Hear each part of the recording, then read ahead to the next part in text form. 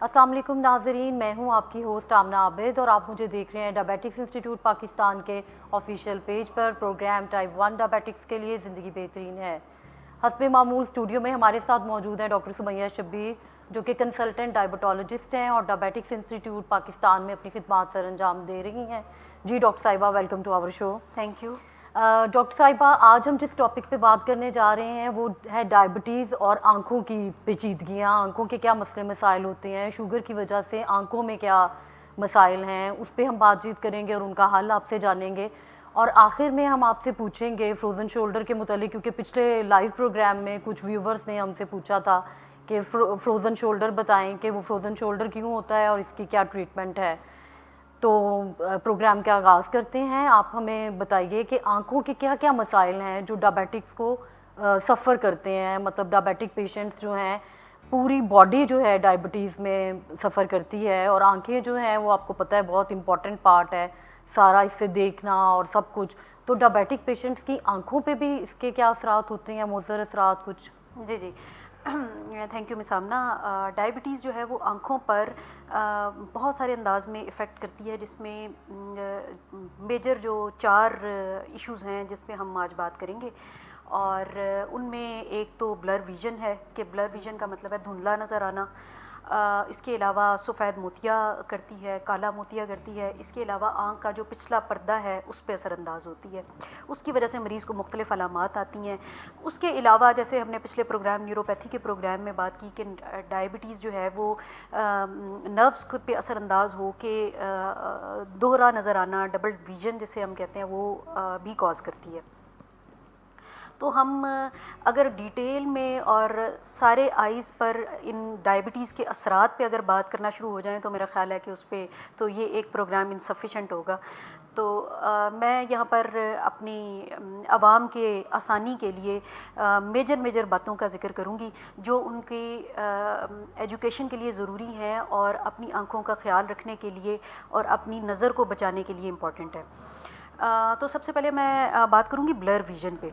Blur vision जो है वो नज़र का धुंधला होना, इसमें तो इसके तो कॉजेज़ में, इसकी अगर हम वजूहात में जाएं तो इसमें बहुत सारी वजूहात आ जाती हैं, जिसमें डायबिटीज़ से रिलेटेड अगर बात करें तो इसमें सफ़ेद मोतिया भी आ जाता है, काला मोतिया भी ये कॉज करता है। इसके अलावा आँख के पर्दे का जो पिछला हिस्सा है, पिछला जो पर्दा है, उस पर जो प्रॉब्लम्स आते हैं उसकी वजह से भी धुंधलापन आ जाता है।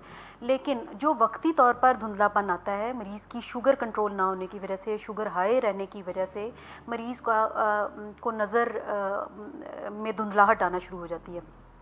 उसमें क्या होता है कि हमारी आँख के अंदर अल्लाह ताला ने ये जो आँख का काला हिस्सा है, इसके अंदर अल्लाह पाक ने हमारा एक नेचुरल लेंस बनाया हुआ है। वो हाई ब्लड शुगर से क्या होता है, वो स्वोलन हो जाता है, उसकी शेप चेंज हो जाती है, उसकी वजह से धुंधला नज़र आना शुरू हो जाता है। तो उसमें हम मरीज़ की ब्लड शुगर को कंट्रोल करें और उसके बाद वो 3 महीने तकरीबन लगते हैं, वो बेहतरी आना शुरू हो जाती है और नज़र वापस बहाल हो जाती है, ठीक हो जाती है। एक तो ये मसला है। दूसरा जो है वो आगे हम चलें तो सफ़ेद मोतिया की बात है। सफ़ेद मोतिया आम तौर पर अगर मैं इसका डिटेल में बात करूं तो इस तरह से है कि वो लेंस अल्लाह ताला ने शफ़ाफ़ बनाया हुआ है, उसके आर पार रोशनी गुज़र सकती है, हमें क्लियर नज़र आता है। सफ़ेद मोतिया में क्या होता है कि वो लेंस धुंधला होना शुरू हो जाता है, सफ़ेदी माइल होना शुरू हो जाता है, या जो है वो सफ़ेदी माइल रंगत, जो डर्टी रंगत है, उसकी तरफ आना शुरू हो जाता है। उसकी वजह से उसकी वो शफ़ाफ़ियत बरकरार नहीं रहती और मरीज़ को धुंधला नज़र आना शुरू हो जाता है। तो इसको हम सफ़ेद मोतिया कहते हैं। काला मोतिया जो है वो उसका मतलब होता है कि हमारा जो लेंस है उसके आगे और पीछे आँख के अंदर पानी होता है, नेचुरल अल्लाह ताला ने बनाया हुआ है। तो उस पानी का प्रेशर जब बढ़ना शुरू हो जाता है तो उसको हम काला मोतिया कहते हैं। उस प्रेशर के फिर आगे से नज़र पर असरात आते हैं। तो शुगर के मरीज़ों में इसके भी रुझान ज़्यादा है। उसके बाद फिर पीछे आ जाता है आँख का जो सबसे पीछे वाला पर्दा होता है, जिस पे मैक्सिमम हमारी नज़र होती है, नज़र हमारी उस पर डिपेंड करती है। उसमें खून की नालियों पर डायबिटीज़, ज़ियाबितस असरअंदाज होती है अगर कंट्रोल ना हो। तो ये कुछ मेजर मसाइल हैं आँखों के जो शुगर जो है वो जिनके थ्रू असरअंदाज होती है। जी डॉक्टर सुमैया, पेशेंट को, जो डायबिटिक पेशेंट है, उसको कैसे पता चलता है कि अब उसकी आइज़ पे इफ़ेक्ट आ रहा है ایک تو آپ نے بتا دیا کہ نظر دھندلا جاتی ہے یا بلرڈ ویژن ہوتا ہے. سم ٹائمز ایسا بھی ہوتا ہے کہ کوئی ایسی آپ کے اندر کوئی ایسا مسئلہ آیا ہے, کوئی ایسا کلوٹ آیا ہے کہ آپ کی ویژن ہی چلی گئی ہے. ڈائبیٹکس میں ایسا اکثر دیکھنے میں آتا ہے کہ ان کی نظر آنا بند ہو جاتا ہے, تو اس کی کیا وجہ ہوتی ہے؟ ہاں اس میں تو ایمرجنسی سچویشنز ہوتی ہیں جس میں ہم مریض کو گائیڈ کرتے ہیں, ایجوکیٹ کرتے ہیں کہ کچھ چند علامات ایسی ہیں وہ آئیں تو آپ کو فوراً امیڈیٹ ارجنٹ ڈاکٹر کی اپوائنٹمنٹ لینی چاہیے. ان علامات میں کون سی؟ ایک تو یہ آپ کہہ رہی ہیں کہ sudden loss of vision, suddenly بالکل آنکھیں نظر آنا بند ہو جائے, ایک یہ علامت ہے. دوسری علامت یہ ہے کہ مریض کو اپنی ویژن میں کالے رنگ کے اسپاٹس نظر آئیں, ڈارک اسپاٹس نظر آئیں, یا دھاگے, کالے رنگ کے دھاگے نظر آئیں, یا آپ کی ویژن میں آپ کو جو ہے وہ کچھ اسپاٹس میں ویژن ہو ہی نہ, ہالو اسپاٹس نظر آنا شروع ہو جائیں, ڈارک اسپاٹس نظر آنا شروع ہو جائیں, یا فلیشز آف لائٹ وہ نظر آنا شروع ہو جائیں, یا مریض کی جو ہے وہ ویژن اوور آل جو ہے وہ کم ہونا شروع ہو جائے, سڈنلی کم ہونا شروع ہو جائے, تو فوراً سے, اور پیشنٹ اگر ڈائبیٹک ہے خاص طور پر, تو اس کو فوراً ڈاکٹر کے پاس جانا چاہیے. وجوہات اس کی بہت ساری ہیں, جس طرح آپ نے ابھی کلاٹ کا ذکر کیا. کلاٹ یہ ہے کہ ڈائبیٹکس میں موسٹ آف کیسز جن میں لمبے عرصے سے شوگر ہے اور وہ ان کنٹرولڈ ہے, ان کے میں دل کے مسئلے مسائل ہوتے ہیں, یا خون جو ہے ان میں پتلا نہ ہونے کی وجہ سے کلاٹ بننے کی صلاحیت بڑھ جاتی ہے, یا دل جو ہے ان کا پھیل چکا ہو, اس کا پمپنگ جو ہے وہ ایکشن خراب ہو چکا ہو, تو یا ہارٹ اٹیکس ہو چکے ہوں, تو ان میں کلاٹ جو ہے وہ دل میں جس ایریا میں ہارٹ اٹیک ہوا ہے یا دل پھیل چکا ہے, تو اس میں اگر کلاٹ بن گیا تو وہاں سے وہ دماغ کی طرف یا آنکھ کو سپلائی کرنے والی جو شریان ہے, خون کی نالی ہے, اس میں چلا جائے, وہاں جا کے اس کو بلاک کر دے. اس کی وجہ سے ہمارے جو آنکھوں کا پچھلا پردہ ہے اس کی خون کی سپلائی رک جائے, اس کی وجہ سے بھی سڈن جو ہے وہ ویژن مریض کی کم ہو جاتی ہے. اس کے علاوہ شوگر کی وجہ سے, جو ابھی میں نے کالے موتیا کا ذکر کیا, کالا موتیا لمبا عرصہ ان کنٹرولڈ پریشر رہنے کی وجہ سے آنکھ کے پچھلے پردے کو خراب کرنا شروع کر دیتا ہے. اس کے علاوہ شوگر جو ہے وہ بھی آنکھ کے پچھلے پردے کی خون کی نالیوں کی خرابی کی وجہ سے وہاں پر کلاٹس بننا شروع ہو جاتے ہیں. اس کی وجہ سے جو پچھلا پردہ ہے وہ خراب ہونا شروع ہو جاتا ہے, وہاں سے ہٹنا شروع ہو جاتا ہے اپنی جگہ سے. اس کو ہم کہتے ہیں ریٹینل ڈیٹیچمنٹ, یعنی ریٹینا یعنی کہ وہ پردہ جو ہے وہ اپنی جگہ سے اکھڑنا شروع ہو جاتا ہے. اس کی وجہ سے بھی یہ جو کالے رنگ کے اسپاٹس ہیں, دھاگے نظر آنا, فلیشز نظر آنا, یہ ساری علامات آتی ہیں. یا ایسے بیٹھے بیٹھے محسوس ہونا جیسے آنکھوں کے اوپر کوئی پردہ گر رہا ہے گہرے رنگ کا اور نظر کم ہوتی جا رہی ہے, یہ علامات جو ہے وہ آنکھ کے پچھلے پردے کے سکڑنے کی بھی ہو سکتی ہیں. تو ان علامات میں تو فوراً آپ کو ارجنٹلی ڈاکٹر کے پاس جانا چاہیے, کیونکہ انیشیل سٹیج پر ارجنٹلی اس کی لیزر تھیراپی یا سرجری کر کے مریض کی ویژن کو, نظر کو بحال کیا جا سکتا ہے, یا کم از کم کسی حد تک اندھا پن ہونے سے بچایا جا سکتا ہے. ڈاکٹر سمیہ, میرا ہر دفعہ آپ سے ایک ہی سوال ہوتا ہے, اور وہ یہ ہوتا ہے کہ ایسا کیا کیا جائے کہ یہ کمپلیکیشنز نہ ہوں. مطلب آپ دیکھیں نا کہ ایک پیشنٹ ہے, اس کو نظر آنا بند ہو گیا, تو اس کی تو لائف میں اندھیرا ہی آ گیا نا, اس کو کچھ نظر ہی نہیں آ رہا کیونکہ آنکھوں سے دیکھنا ہے. اور کیا بلڈ شوگر کی اگر مطلب مینجمنٹ پراپر نہ ہو تو مریض آنکھوں کے دیکھنے سے بھی, مطلب وہی بات جیسے میں نے آپ سے پہلے بھی پوچھا تھا کہ ایسا کیا ہو ڈائبیٹک فٹ نہ ہو, ایسا کیا ہو کہ یہ کمپلیکیشنز نہ ہوں. مطلب جیسے ہمارے پروگرام کا نام ہے, آپ کو پتہ ہے کہ ڈائبٹیز ٹائپ 1 کے لیے زندگی بہترین ہے, ایک طرف ہم کہہ رہے ہیں, اور ایک طرف ہم یہ کمپلیکیشنز بھی ڈسکس کرتے ہیں. زندگی بہترین ہے کہ وہ ایک رسپانسبلٹی ہے جو اللہ تعالیٰ نے اب بندے کے سپرد کر دی ہے کہ تم نے اپنی ڈائبٹیز کو خود مینیج کرنا ہے, انسولین لگانی ہے, اس کی جو بھی میجرمنٹ ہیں جیسے آپ بتاتی ہیں کہ آپ کو اللہ نے ایک رسپانسبلٹی دے دی ہے کہ آپ نے اس کو خود مینیج کرنا ہے. لیکن کیا ایسا جب سب کچھ پتہ ہوتا ہے پیشنٹ کو, ساری پرابلمس کا پتہ ہے, تو کبھی ڈائبیٹک فٹ ہے, کبھی ڈائبیٹک آئی ہے, اور کبھی ڈائبیٹک شولڈرز, مطلب کہیں سے بھی ڈائبٹیز آپ کو چھوڑتی ہی نہیں ہے. اور ایسا ہم کیا کریں, کیسے ایجوکیٹ کریں کہ پیشنٹ جو ہیں وہ ایک نارمل, ہیپی, ہیلدی اور بہترین زندگی گزاریں. دیکھیں آمنہ, بڑی کنسرن کی آپ نے بات کی ہے کہ ہمارے اس پروگرامز کرنے کا مقصد ہی یہی ہے. یہ کمپلیکیشنز بتانے کا مقصد مریضوں کو یا عوام کو ڈرانا نہیں ہے, ان کو اویئرنیس دینا ہے کہ آپ یہ کمپلیکیشن ہو سکتی ہے, اس سے آپ نے اپنے طور پر کس طرح بچنا ہے, کتنے آپ نے ریگولر ڈاکٹر کے پاس وزٹ کرنے ہیں. ڈاکٹر کے پاس اگر آپ آئیں گی اس سٹیج پر جب چیزیں ان کنٹرولڈ ہو چکی ہیں یا ڈاکٹر کے پاس بھی کوئی بہت زیادہ اس کا حل نہیں ہے, तो फिर आपके लिए मसाइल हैं। इसलिए इस प्रोग्राम के थ्रू हम इन कॉम्प्लिकेशंस को डिटेल में जाकर बताते हैं कि मरीज़ अपने पार्ट पर क्या रोल प्ले कर सकते हैं। तो आँखों के ये जो मसाइल हैं, इसका मेन जो है वो हल शुगर का कंट्रोल है। बताना जो है वो मकसद यही है कि आपने टाइम पे कंट्रोल करना है। टाइप 1 का जैसे हमारा प्रोग्राम टाइप 1 डायबिटीज़ के हवाले से ज़्यादा है, इसके टॉपिक का नाम भी यही है। तो मैं ये बताऊंगी कि जो बच्चे हैं या एडोलिसेंट्स हैं, जो यंग एडल्ट्स हैं 10 से 14 साल की उम्र में, 20 साल की उम्र तक जो नौजवान हैं, उनमें आँखों के मसाइल टाइप 1 डायबिटीज़ की वजह से होना लेस लाइकली है। ये एक गुड न्यूज़ है। लेकिन 5 साल अगर टाइप 1 डायबिटीज़ को हो गए हैं और उस 5 सालों में अनकंट्रोल्ड रही है, तो उसमें आँखों के मसाइल आना शुरू हो जाएंगे। मरीज़ को अलर्ट हो जाना चाहिए कि मेरा लंबे अरसे से शुगर कंट्रोल नहीं है, तो मुझे अपनी आँखों का एक मुआयना करवा लेना चाहिए। आँखों का मुआयना सालाना करवाना ज़रूरी है, हर साल, चाहे वो टाइप 1 डायबिटिक है या टाइप 2 डायबिटिक है।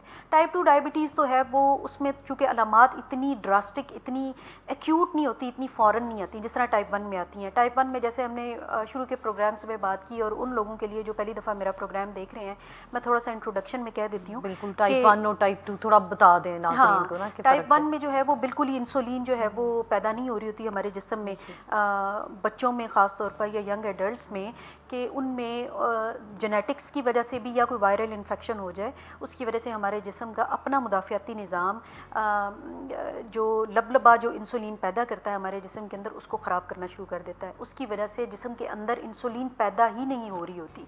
और जब ये सिलसिला टाइप 1 डायबिटीज़ डेवलप हो रही होती है, हो रहा होता है सिलसिला, तो शुरू में अलामात मरीज़ को नहीं आ रही होती, कम आ रही होती हैं, क्योंकि लबलबा ख़राब हो रहा होता है। फिर जब मुकम्मल तौर पर ख़राब हो जाता है, इंसुलिन बिल्कुल ही पैदा नहीं हो रही होती, तो एकदम से मरीज़ को बहुत ज़्यादा अलामात आती हैं, जिसमें वज़न का कम होना, पेशाब ज़्यादा आना, भूख ज़्यादा लगना, प्यास ज़्यादा लगना, बुखार हो जाना और इन्फेक्शंस हो जाना, गला ख़राब, नज़ला ज़ुकाम, पेशाब की इन्फेक्शंस, छाती की इन्फेक्शंस, मुख्तलिफ़ इन्फेक्शंस होना शुरू हो जाती हैं मरीज़ों को। और जैसे एक बीमारी की कैफियत डेवलप हो जाना, ये और आती है सडन ही है, 1-2 महीने के अंदर मरीज़ जो है वो डॉक्टर के पास पहुंच जाता है। टाइप 2 डायबिटीज़ में क्या होता है कि इसमें हमारा लबलबा इंसुलिन पैदा कर रहा होता है, लेकिन मोटापे की वजह से वो इंसुलिन असरअंदाज नहीं हो रही होती, इफ़ेक्टिव नहीं होती, अपना शुगर को इस्तेमाल नहीं करवा रही होती हमारे जिस्म के लिए, ज़ूद हज़म नहीं होती। उसकी वजह से जिस्म में शुगर की मिकदार बढ़ना शुरू हो जाती है, और किसी हद तक लबलबा इंसुलिन बॉडी की डिमांड के मुताबिक पैदा भी नहीं कर रहा होता, लेकिन ओवरऑल इंसुलिन पैदा हो रही होती है हमारे जिस्म में। तो इसे हम टाइप 2 डायबिटीज़ कहते हैं। टाइप 2 डायबिटीज़ में हम अलामात चूँकि इतनी ड्रास्टिक नहीं होती, इतनी अर्जेंट नहीं होती कि मरीज़ फ़ौरन भागा भागा डॉक्टर के पास आए, तो अक्सर हमारे पास मेरे उस्ताद और प्रोफेसर, उन्होंने हमें यही गाइड किया हुआ है कि आपके पास फ़र्स्ट टाइम अगर टाइप 2 डायबिटिक पेशेंट डायग्नोज़ हो टाइप 2 डायबिटीज़ के साथ, तो आप ये अंडरस्टूड लें कि वो पेशेंट पिछले 5 साल से डायबिटिक है, एटलीस्ट उसको 5 साल तो हो चुके हैं, क्योंकि ये अलामात बहुत हल्की फुल्की उसको होंगी जो वो इग्नोर करता रहा है। मोस्टली हमारी जो पाकिस्तान में पॉपुलेशन है, उसके लिए हमें यही गाइडलाइंस दी गई हैं। तो टाइप 2 डायबिटिक्स में लंबा अरसा शुगर कंट्रोल ना रहने की वजह से आंखों के मसले मसाइल आ जाते हैं। मेरे पास पेशेंट आए तो मैं उनके पूरे जिस्म की कॉम्प्लिकेशंस का जायज़ा लेती हूँ, उनसे सवालात करती हूँ, हिस्ट्री लेती हूँ, जिसमें मेरा आंखों से रिलेटेड भी क्वेश्चन होता है कि आंखों का आपको धुंधलापन तो नहीं हो रहा। तो अक्सर डायबिटिक्स मुझे ये बताते हैं कि जब से शुगर है, या शुगर अब डायग्नोज हुई है, तो मुझे पिछले 2 साल से मेरी नज़र पहले से कमज़ोर हो गई है, मुझे धुंधला नज़र आता है। लेकिन जो टाइप 1 डायबिटिक्स हैं, चूँकि वो जल्दी आ जाते हैं, उनको जैसे ही शुगर होती है उसके 2-3 महीने में पेशेंट हमारे पास डॉक्टर के पास प्रेजेंट कर जाते हैं, तो उनमें आंखों के मसले मसाइल होना, या लॉन्ग टर्म ये जो दिल के मसले मसाइल हैं, गुर्दों के मसले मसाइल हैं, न्यूरोपैथी है, नर्व्स ख़राब हो जाना, ये मसले मसाइल उनमें कॉम्प्लिकेशंस अक्सर नहीं होती, सिर्फ शुगर उनकी ज़्यादा होती है। और वो अगर उनके लिए फिर 5 साल का ड्यूरेशन जो है वो गाइडलाइंस में लिखा गया है कि टाइप 1 डायबिटिक्स अगर 5 साल उनको गुजर चुके हों अनकंट्रोल्ड डायबिटीज़ के साथ, तो उनमें आंखों के मसले मसाइल आप ये सोच लें, समझ लें कि उसमें होंगे। तो उसमें आप हिस्ट्री में भी मरीज़ से सवाल जवाबात भी आप कर सकते हैं, और उसके बाद उसका मुआयना करके भी आपको पता चल सकता है कि उसकी आंखों में डायबिटीज़ असरअंदाज हो चुकी है। तो ऐसा क्या किया जाए? ऐसा यही किया जाए कि एक तो आप अपनी शुगर कंट्रोल करें, اس کے لیے آپ ریگولر ڈاکٹر کے پاس اپنے وزٹس رکھیں, ٹریٹمنٹ کی کمپلائنس ہو, میڈیکیشن آپ ریگولر ٹائم پر لیں جو آپ کو ڈاکٹر نے کہا ہے. دوسرا ایک میں یہاں پر بات اسپیشلی اس پروگرام کے توسط سے کرنا چاہوں گی. میرے پاس پچھلے دنوں ایک پیشنٹ آئے تھے, شاید وہ سن بھی رہے ہوں, وہ ڈاکٹر شاپنگ کرنا. فار ایگزامپل ڈاکٹر شاپنگ کا مطلب ہے کہ ایک ڈاکٹر کے پاس آپ گئے ہیں ٹریٹمنٹ لینے, ٹھیک ہے, دوپہر میں گئے ہیں, شام کو آپ ایک اور ڈاکٹر کے پاس جائیں گے اس ڈاکٹر کی اوپینین کو سیکنڈ کرنے کے لیے, ایک اور ڈاکٹر کی اوپینین لینے کے لیے. پھر آپ 2 دن بعد آپ کی تسلی نہیں ہوئی تو آپ ایک اور ڈاکٹر کے پاس جائیں گے. اس طرح آپ نے 3 ڈاکٹرز کے نسخے رکھ لیے اپنے سامنے, ان میں سے آپ خود ڈیسائیڈ کریں گے کہ مجھے کس, یہ دوائی میں یہ والی ٹیبلٹ میں ایک ڈاکٹر کی لے لیتا ہوں, انسولین میں اس ڈاکٹر کی لے لیتا ہوں, اس طرح. اور پھر خود جو ہے وہ ایک نسخہ بنا کے اس کو لینا. خود ڈاکٹر مت بنے. جی, یہ طریقہ کار میں نے بہت کامن دیکھا ہے اور اس کی وجہ سے مسائل زیادہ ہیں. کیونکہ ایک ڈاکٹر نے, میرے پاس ایک مریض آیا ہے, میں نے اپنی تجربے اور اپنے لحاظ سے اس کو دوائی لکھ کر دی ہے. ایک اور ڈاکٹر ہے, اس کا تجربہ اب مختلف ہے میرے سے, وہ اپنے لحاظ سے ٹریٹمنٹ دے گا, ہوگا ٹریٹمنٹ دونوں کا ٹھیک. اگر آپ کسی ایک ڈاکٹر کے ٹریٹمنٹ کو فالو کریں گے, اس سے کمپلائنٹ ہوں گے اور اس کے ساتھ ہی آگے فالو اپ بھی کریں گے, اٹیچڈ رہیں گے, تو آپ کی شوگر زیادہ اچھی کنٹرول ہوگی اور آپ کی کمپلیکیشن زیادہ اچھی مینیج ہو جائیں گی. تو یہ جو مختلف ڈاکٹرز کے پاس جانا, پھر خود سے ڈیسائیڈ کرنا, اس سے آپ کی شوگر کبھی کنٹرول نہیں ہوگی اور کمپلیکیشنز آپ کو جلدی ہوں گی. اور جو آپ کے اپنے بیہاف پر جو کرنے کا کام آپ کا ہے, وہ شوگر کو کنٹرول کرنے کے لیے اپنی ڈائٹ اور اپنی ایکسرسائز کرنا ہے. یہ آپ کے بیہاف پر ہے, آپ نے صرف یہی کرنا ہے. اور آپ نے, ڈاکٹر نے جو آپ کو ٹریٹمنٹ دیا ہے, ہر ڈاکٹر اچھا ہوتا ہے, ہر ڈاکٹر پڑھ کے ہی اسٹیج پر پہنچتا ہے کہ وہ کسی پرائیویٹ سیٹ اپ میں بیٹھ کے علاج کرنے کے قابل ہوتا ہے. تو آپ اس کے علاج کو فالو اگر کریں گے اسٹرکٹلی اور اپنے بیہاف پر اپنی ڈائٹ کو کنٹرول کریں گے اور ریگولر واک کریں گے, تو نو میٹر آپ کی شوگر بڑے آرام سے کنٹرول ہو جائے گی. اور آپ کی کمپلیکیشنز جو ہے اگر ڈیولپ ہو گئی ہیں تو اس کو آپ اس اسٹیج پر روک سکتے ہیں یا اس کی پروگریشن کو سلو کر سکتے ہیں. مطلب پیشنٹ اپنی رسپانسبلٹی لے ڈائٹ اور واک کے حوالے سے, میڈیسن جو ہے وہ اپنے ڈاکٹر پہ چھوڑے. بالکل. اور ڈاکٹرز کی شاپنگ کی بجائے ایک ڈاکٹر کو فالو کرنا زیادہ بہتر ہوتا ہے, تاکہ ایک پراپر آپ کو اس کو پتہ ہوتا ہے کہ کس وقت کیا سٹیپ ہے, اس وقت پیشنٹ کس سٹیج پہ ہے, اس میں کیا پرابلم آ رہی ہے. کیونکہ آپ روز روز ایک ڈاکٹر کے پاس جاتے ہیں, آپ نے بڑی اچھی بات کی, اور ناظرین کو اس میں سمجھنا چاہیے کہ روز روز ڈاکٹر بدلنا جو ہے وہ بیماری کا حل نہیں ہے. حل ہے کہ آپ اپنے حصے کی ذمہ داری لیں اور واک اور ایکسرسائز پہ فوکس کریں. وہ ہر ڈاکٹر کے پاس ایک ہی ہے. ہاں, مطلب وہ تو یوزلی ڈائٹ بھی سادہ ہے اور واک جو ہے وہ کرنی ہے. جی, ڈائبیٹکس کے لیے بھی. اور میں جیسے ہم لوگ لاسٹ سیشن میں بھی بات کر رہے تھے, اس میں یہ مجھے بڑا اچھا لگا, ہمارے پروجیکٹ ڈائریکٹر یہ بتا رہے تھے کہ جو پیشنٹ ہے اس کو پرو ایکٹیولی اپنی رسپانسبلٹی لینی چاہیے. اور وہ یہی ہے جو آپ نے کہا ہے, اپنی مینیج کرنا اپنی چیزوں کو سیکھنا چاہیے, اور ڈاکٹر کے حصے کا کام ڈاکٹر کو کرنے دیں. جی ٹھیک ہے, بالکل صحیح بات. تو ڈاکٹر سمیہ آپ نے ہمیں بڑا اچھا یہ بتا رہی ہیں, آپ نے بلڈ ویژن کا بتایا, ہمیں موتی کا بتایا, تو ڈائبیٹک ریٹینوپیتھی کا بھی اور اس کی سٹیجز بھی کچھ آپ بتائیں ہمیں. ڈائبیٹک ریٹینوپیتھی جو ہے وہ عوام کے لیے میں سادہ الفاظ میں اس کا ذکر کروں گی. اس میں یہ ہوتا ہے کہ ہماری آنکھ کا جو سب سے پچھلا پردہ ہے, جو جس پر ہماری ساری نظر جو ہے وہ فوکسڈ ہے, جس پہ اس وقت میں جو دیکھ رہی ہوں اس کے امیجز اس پہ بن رہے ہیں, وہاں سے وہ پھر ہمارے دماغ میں جاتے ہیں اور پھر دماغ اس کو پروسیس کر کے ہمیں دکھاتا ہے. اور یہ عمل اتنا تیزی سے ہوتا ہے کہ اللہ تعالیٰ کا نظام ہے. تو اس پردے پر خون کی نالیاں ہوتی ہیں. تو شوگر کیا کرتی ہے, ہائی بلڈ شوگر ان خون کی نالیوں کو خراب کرنا شروع کر دیتی ہے مختلف انداز سے. خرابی کی وجہ سے وہاں پر نئی خون کی نالیاں بھی بننا شروع ہو جاتی ہیں, پرانی خراب ہونا شروع ہو جاتی ہیں, جتنی ریکوائرڈ خون کی نالیاں ہیں اس سے زیادہ بننا شروع ہو جاتی ہیں. اس طرح پھر جو ہے وہاں پر خون کی نالیاں پھٹتی ہیں, وہاں پر خون اکٹھا ہونا شروع ہو جاتا ہے, جس کو ہم ہیمریج کہتے ہیں, اور وہ پھر کلاٹس بننا شروع ہو جاتے ہیں. پھر وہاں پر اسکارنگ ہونا شروع ہو جاتی ہے, یعنی کہ پردہ ہمارا خراب ہونا شروع ہو جاتا ہے.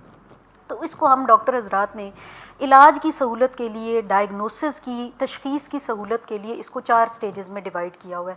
اس میں میجر 2 سٹیجز ہیں کہ جس میں ابھی خون کی نالیاں نہیں بنی, ایک سٹیج. دوسری سٹیج ہے جس میں خون کی نالیاں ایکسیسو خون کی نالیاں بننا شروع ہو گئی ہیں, نان پرولیفریٹو اور پرولیفریٹو. جو نان پرولیفریٹو ہے جس کا مطلب ہے کہ جس میں ابھی خون کی نالیاں نہیں بنی, وہ ارلی سٹیج ہے. اس میں پھر آگے سے اس کو 3 حصوں میں ڈیوائڈ کیا ہوا ہے, جس میں مائلڈ ہے, ماڈریٹ ہے اور سیویئر ہے. وہ شاید سمجھنا ہے, لیکن میں مختصر اور جامع بات یہ کروں گی کہ ارلی جو سٹیج ہے جس میں ڈائبٹیز آپ کے آنکھ کے پردے کو افیکٹ کرنا شروع ہو گئی ہے, ڈاکٹر نے آپ کا آنکھ کا معائنہ کیا اور اس نے آپ کو بتایا ہے کہ آپ کی آنکھ کے پچھلے پردے پر تھوڑے اثرات آنا شروع ہو گئے ہیں. اس کی کوئی اسکریننگ بھی ہوتی ہے؟ جی بالکل, وہ اسکریننگ پہ میں بات کرتی ہوں. تو اس کے ڈاکٹر نے اگر آپ کو بتا دیا کہ یہ انیشیل سٹیج ہے تو اس سٹیج پر آپ الرٹ ہو جائیں, آپ اپنی شوگر کو کنٹرول کریں.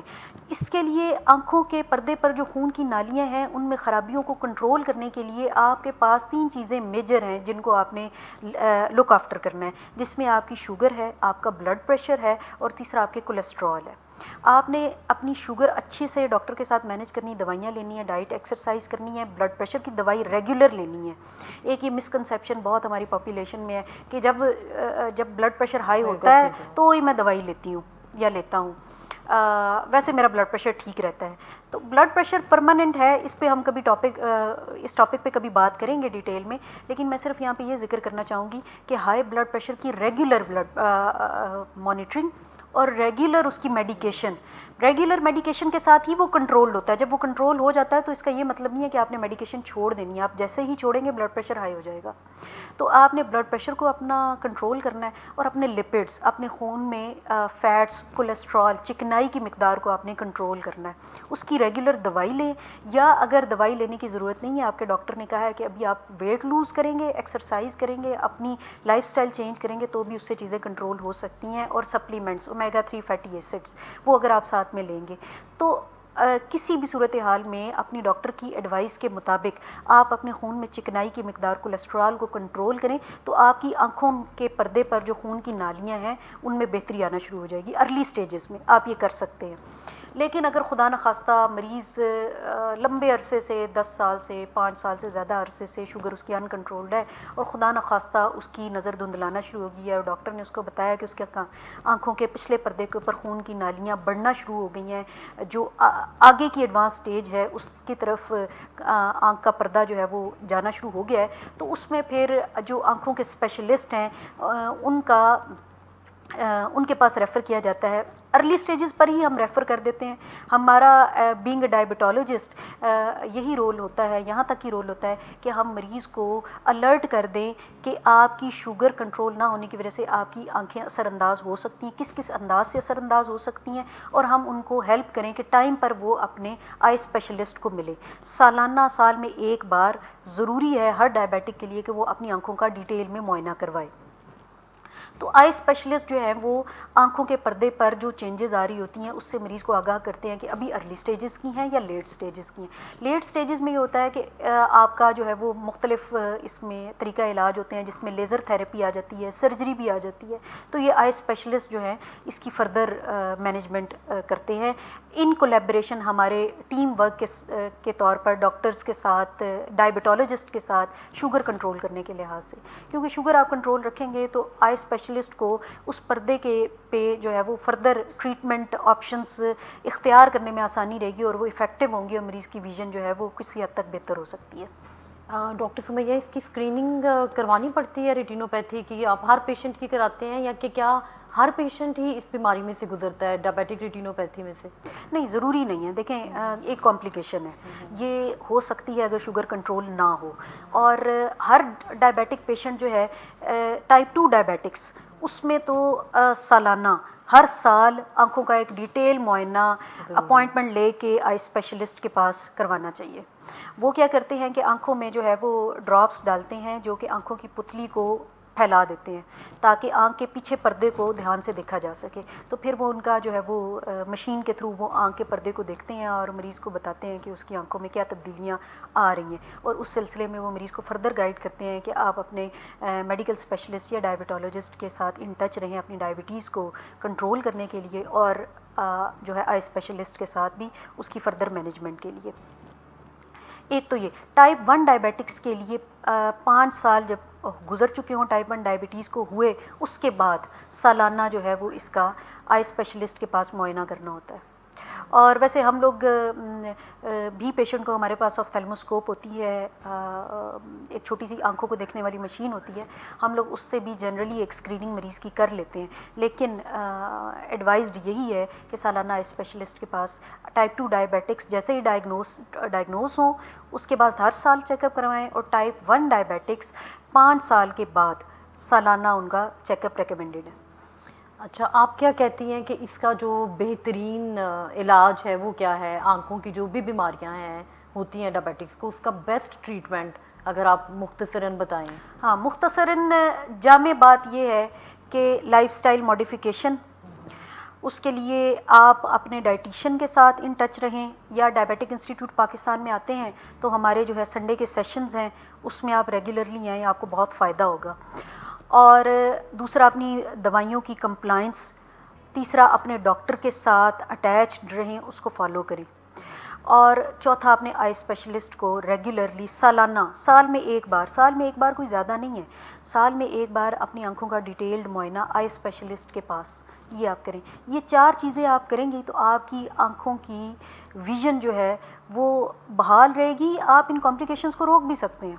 کوئی ضروری نہیں ہے کہ ڈائبٹیز ہو گئی ہے تو اب آنکھوں پر اس کا اثر انداز ہوگی. جو بیسٹ مینجمنٹ سیکھ لیتے ہیں ڈائبٹیز کی، بلڈ شوگر کنٹرول کی، ان میں کسی قسم کی کمپلیکیشنز نہیں آتی.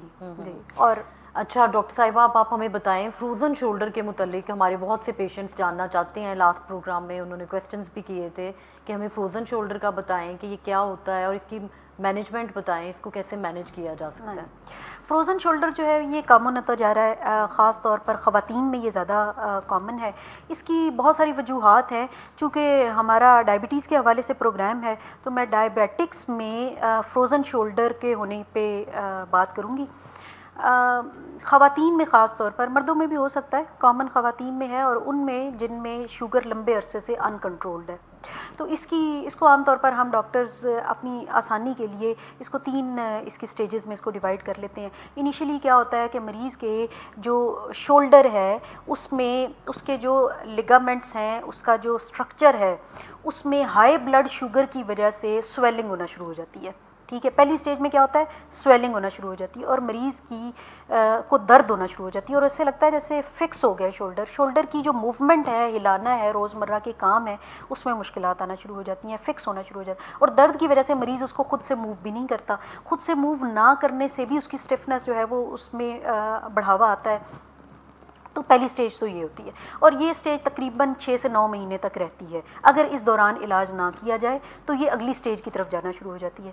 تو اگلی سٹیج جو ہے وہ فروزن ہو جانے کی ہے. اگلی سٹیج میں کیا ہوتا ہے، اسٹفنس بڑھ جاتی ہے، درد کم ہو جاتی ہے، درد مریض کو نہیں ہوتی، اور پھر مریض کا شولڈر فکس ہونا شروع ہو جاتا ہے اور بالکل ہی اس کی موومنٹس کم ہونا شروع ہو جاتی ہیں، اور مریض کو ایسے لگتا ہے کہ جیسا یہ میرا بازو کام ہی نہیں کر رہا، یہ تو بیکار ہو گیا، اب یہ ہلتا جلتا ہی نہیں ہے، اور اس کی کوالٹی آف لائف ڈسٹرب ہونا شروع ہو جاتی ہے.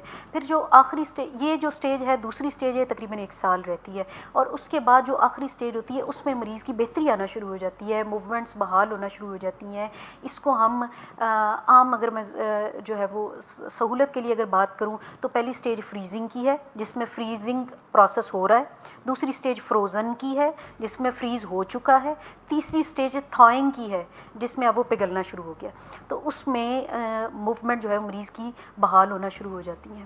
تو اس سارے وہ پھر آگے سے سالوں رہتا ہے عمل، لیکن اس میں مریض کی موومنٹ بحال تو ہونا شروع ہو جاتی ہے، لیکن پھر بھی اس کی جو ڈسیبلٹی ہے وہ رہتی ہے ٹو سم ایکسٹینٹ.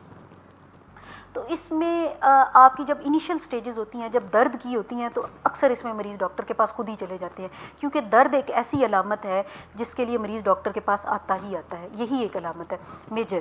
تو مریض ڈاکٹر کے پاس آتا ہے. تو اس میں ہمارے پاس جو ٹریٹمنٹ آپشنز ہیں مریض کے لیے، وہ ایک تو کہ درد کو کنٹرول کرنے والی دوائیاں ہیں جس کو ہم اینٹی انفلیمیٹری کہتے ہیں، NSAIDs کہتے ہیں. ان دوائیوں سے ایک تو وہ جو کیپسول ہمارا شولڈر کا ہے، اس کے جو اسٹرکچر ہے، اس کا جو سویلنگ ہے وہ کم ہونا شروع ہو جاتی ہے اور وہ پین بھی کنٹرول ہونا شروع ہو جاتی ہے. دوسرا یہ کہ ہم فزیو تھراپسٹ کے پاس مریض کو بھیجتے ہیں. فروزن شولڈر کا major treatment he physio therapy کروانا ہے, فزیو تھراپسٹ کے پاس ہم ریفر کرتے ہیں. تو وہ ان کے پاس چند ایکسرسائزز ہوتی ہیں, وہ مریض کو سکھاتے ہیں وہ ایکسرسائزز کرنا. اس کے علاوہ مریض کا ڈیپ مساج کرتے ہیں, شولڈر کا مساج وہ کرتے ہیں. تو اور ساتھ میں مریض کو ہم درد والی دوائیاں, اینٹی انفلیمیٹری, سوجن کم کرنے والی دوائیاں دیتے ہیں. تو ڈاکٹر کے ساتھ دوائیوں کے سلسلے میں ان ٹچ رہنا اور فزیو تھراپسٹ کے پاس ریگولر سیشنز کروانا فزیو تھراپی کے, اس سے آپ کے شولڈر اگلی سٹیجز میں نہیں جاتا, انہی سٹیجز پہ جو ہے وہ اس کو پیچھے کی طرف ریورس کیا جا سکتا ہے اور بہتری لائی جا سکتی ہے, اور الٹیمیٹلی مریض بالکل ٹھیک ہو جاتا ہے, شولڈر سیٹل ہو جاتا ہے. اور ساتھ میں ڈائبٹیز کنٹرول جو اس کی کور ریزن ہے وہ تو آپ کا کنٹرول. اگر آپ کی ڈائبٹیز کنٹرول نہیں ہے تو فزیو تھراپسٹ کو ٹف ٹائم ملے گا اس کو بہتر کرنے میں, کیونکہ چیزیں آپ کی کنٹرول نہیں ہوں گی. جو آپ کا کیپسول ہے اس کی سویلنگ بڑھتی جائے گی ہائی بلڈ شوگر سے. تو آپ جتنا مرضی اس کو درد والی دوائیاں دے لیں, فزیو تھراپی اس کی کرواتے جائیں, شوگر کنٹرول نہیں ہے تو وہ بہت مشکل ہو جائے گا اور لمبا عرصہ چلے گا, اور ہو سکتا ہے وہ اگلی سٹیجز میں بھی جانا شروع ہو جائے.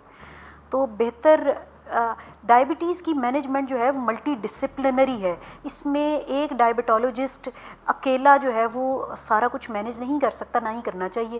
اس میں دوسری جو اسپیشلٹیز ہیں, دوسرے اسپیشلسٹ ہیں, ان کو انوالو کرنا چاہیے, ڈائٹیشنز کو انوالو کرنا چاہیے اور فزیو تھراپسٹ کو انوالو کرنا چاہیے. اس طرح ایک مریض جو ہے وہ افیکٹولی مینیج ہوتا ہے, اور مریض کی اپنی ایجوکیشن ان پروگرامز کے تھرو, یا ہم اپنے کلینک میں مریض کو ایکسٹرا ٹائم دیں, یا اپنے ڈائبٹیز سیشنز کے تھرو, یہ مریض کی اپنی انوالومنٹ اگر ہو تو یہ سب کچھ مل کر پیشنٹ کمپلیکیشن سے بچتا ہے اور ڈائبٹیز مینیج ہوتی ہے. جی thank you so much, thank you doctor Sumaiya, بہت بہت شکریہ. ناظرین آپ کا اصل بات تو پھر وہی آ جاتی ہے کہ آپ اپنا ڈائبٹیز کو مینیج کرنا سیکھیں. بلڈ شوگر مانیٹرنگ جو ہے وہ بہت امپورٹنٹ ہے. اگر آپ یہ سیکھ لیتے ہیں تو آپ کمپلیکیشن سے بچیں گے. تو نیکسٹ ٹیوزڈے کو انشاءاللہ ایک نئے ٹاپک کے ساتھ ہم حاضر ہوں گے. تب تک کے لیے اپنا بہت خیال رکھیے گا. اللہ حافظ.